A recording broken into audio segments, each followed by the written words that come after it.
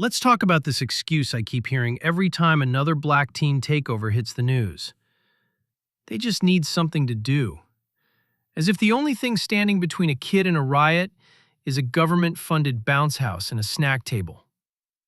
No, that's not how character works. That's not how parenting works. And that's not how a functioning community works. I grew up in the hood. I'm not speaking from a podcast studio. I'm speaking from experience. Everything that was supposed to be for kids after school got taken over by gangbangers. The minute something nice showed up, it didn't stay nice. A brand new beautiful park got covered in graffiti and trash within a couple of weeks.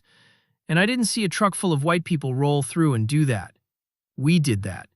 We destroyed our own neighborhood, then turned around and complained that we didn't have anything. That's the part nobody wants to say out loud because it's not a system problem.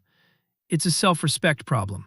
And I'm sorry, but the nothing to do argument is insulting. It's basically saying black kids have no internal brakes, no moral compass, no ability to choose right unless the government is standing there supervising them like toddlers. That's not compassion. That's a low expectation dressed up as activism.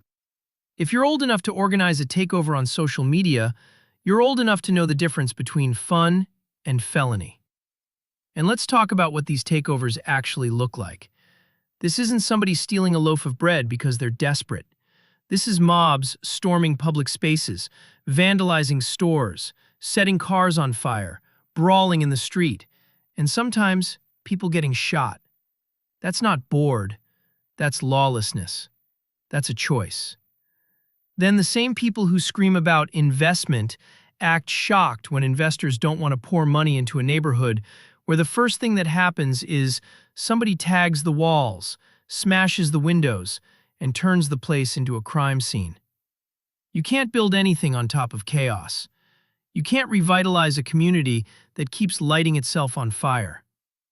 Here's the truth. You can't program your way out of a culture problem. You can't grant fund your way out of a parenting problem. You can't rec center your way out of a self-control problem. And if you want to talk about what's actually racist, it's this soft bigotry of low expectations that says they can't help it. Yes, they can. Plenty of us did. Plenty of us went home, did our chores, stayed out of trouble, and didn't need the government to entertain us like we were zoo animals.